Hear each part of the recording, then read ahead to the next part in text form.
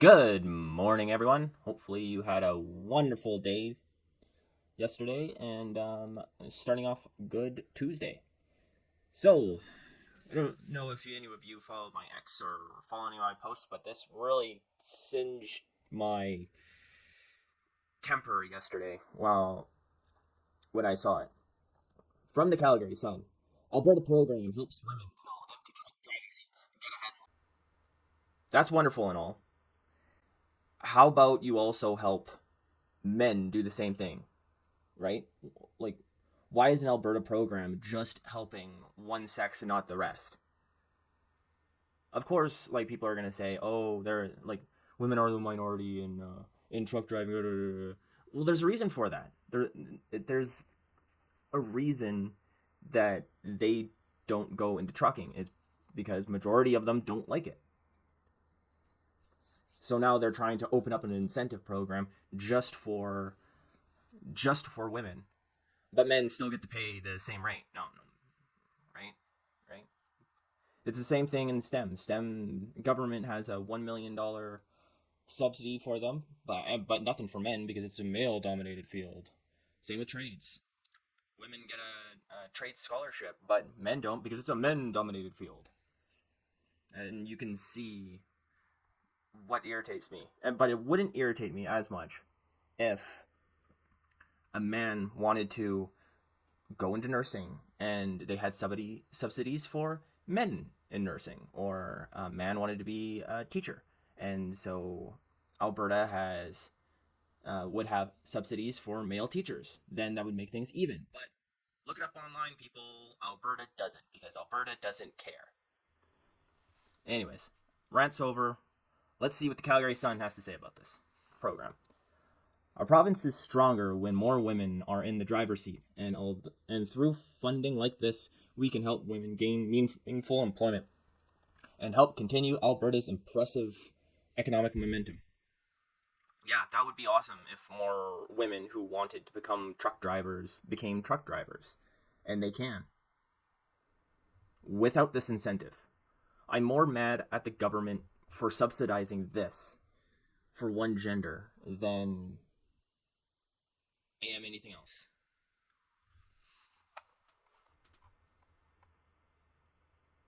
It's like they believe that like men don't need help. Anyways, they say thanks to a $2.7 million grant, $2.78 million. Like, uh, good job, Daniel Smith. Good job. Yeah, she just came out like a couple of weeks ago saying how we have to save money and conserve stuff, or well, yeah, save money, and then she's coming out with a grant for this when people can just go into truck driving. It's not.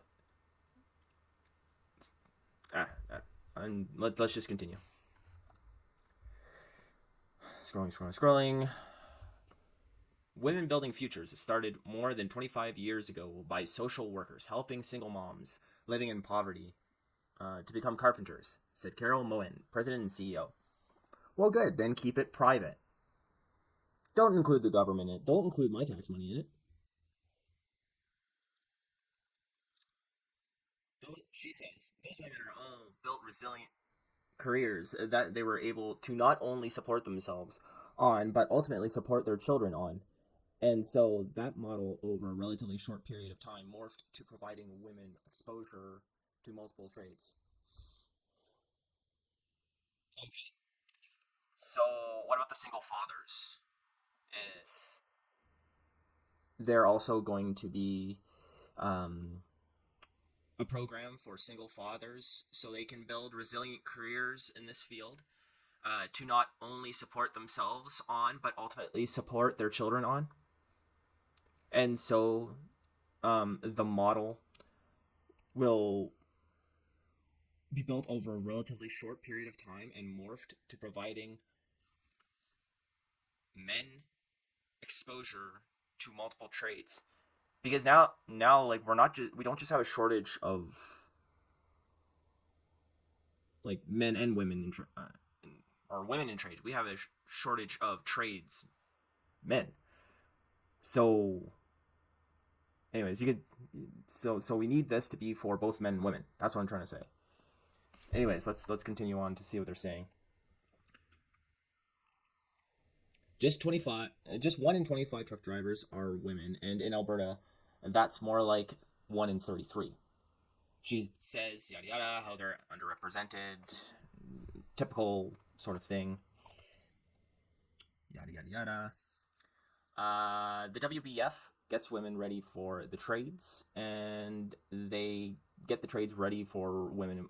Okay, I don't know what that means. If you're a woman that's going to be in the trades, you better be willing to work with tradespeople. So that be ready for a lot of swearing, a lot of hands-on work, and getting your hands dirty. That's pretty much what you need to become a tradesman. You need to be hardy and willing to get your hands dirty. So that's about it. The barrier to entry into the trades is not high. I should know. When I went through my tradesman journeyman certificate, when I went through my schooling there, do you want to know how many women were in my classes? And there was an incentive back then for free schooling for them to come. There was maybe two. I think I saw one in my class out of like 40 people. But I think in some classes there was two. But I believe that was for programming. So anyways, honestly, I think this is going to be a big waste of money.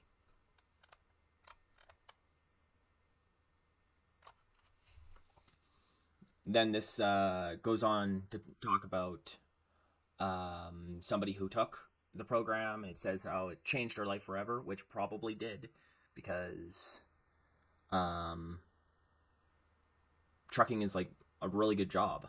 I believe I think it pays a lot, and um, it looks here. Yeah, they're saying like you can still do this when you're 50. There's no, or there's age is just a number. Yeah, and it's like this is truck driving.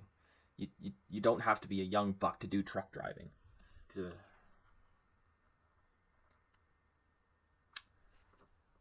says here that a lady named Georgina Dobe drives a Super B hauling two trailers of up to 80,000 liters of fuel, just over 80 feet long, with a gross weight of 63,500 kilograms for Canaan Advantage Group. She was 50, right? Yeah. She was the lady I was talking about. She was 50. And it advises women to head for the trades for better job satisfaction and better choices. Yes, trades are awesome if you want to be a tradesman. Trades suck if you do not want to be a tradesman. And yes, women, do whatever you want to do. It's just stop asking for the government to subsidize you to do it, especially when it's trades jobs.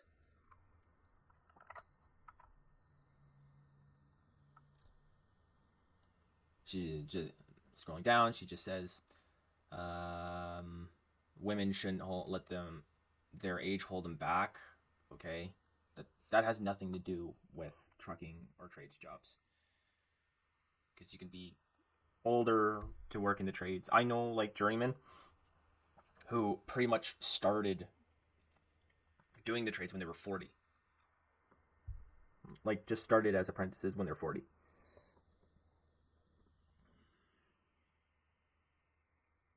So this lady here has a story of her when this lady called Rachel Benson. Um, she says when her children were small, she drove a school bus part time. Her children could ride along, so she didn't have to pay for daycare. Before that, she was in construction, and it seemed like half of her paycheck went to daycare. So she got her trucking license through WBF in 2021 and went to work for Resinue Transport.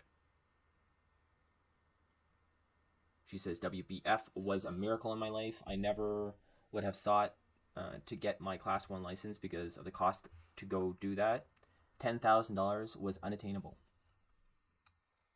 I'm sure single fathers have the same thought. Um, Plus, that must be pretty like rough when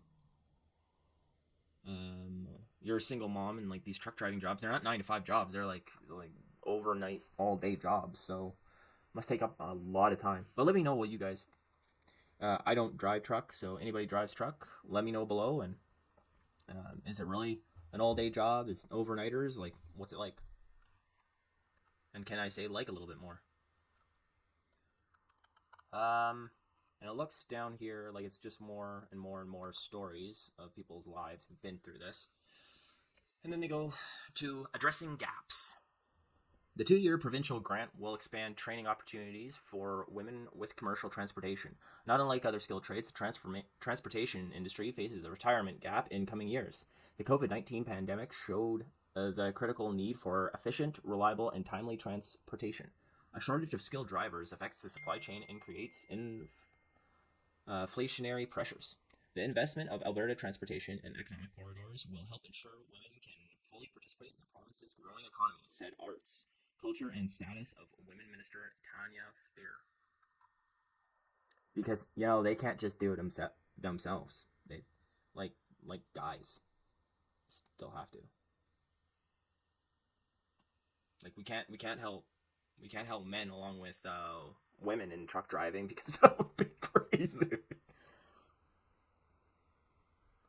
The program helps women fill empty truck driving seats and get ahead in life. The average starting wage is 1.3 times the living wage. It's cool. Last year, 180 women entered the program, and 90% of women who entered graduated. Well, that's good.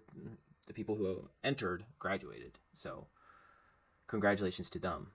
An estimated 55 to 60% of WBF funding comes from the government. And the balance is mostly through private sector investment. Okay.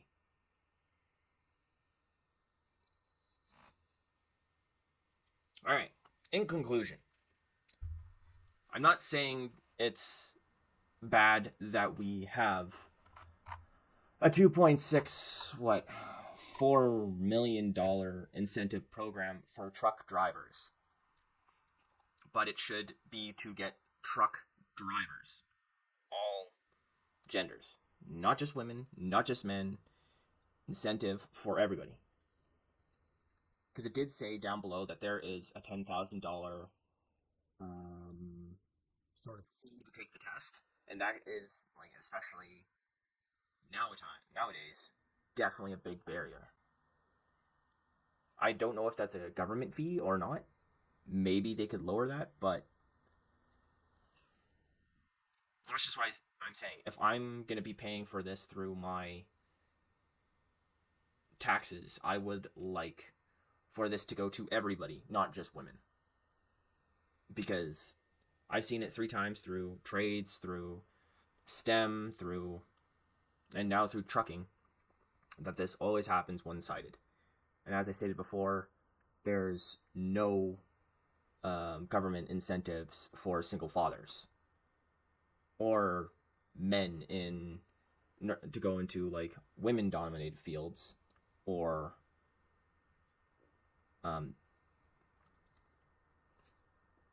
even trades. And we need tradespeople. Like, we are desperately behind in that. So I expect if the government of Alberta hears this, open up a fund for men in trades, for boys in truck driving. Put some money into that too. And I'll be. What do you guys think? Is this a good way to go about hiring more truck drivers? Do you think the government should have their hands in this without asking the populace if they want to invest this way? And let me know. Also, do you think that this might also bring down the wages of truck drivers in the field? I don't know. Let's have a Discord about it. This is kind of a contentious issue usually, so definitely comment in the comment section and let me know what you think. And anticipate some good chats. And good night.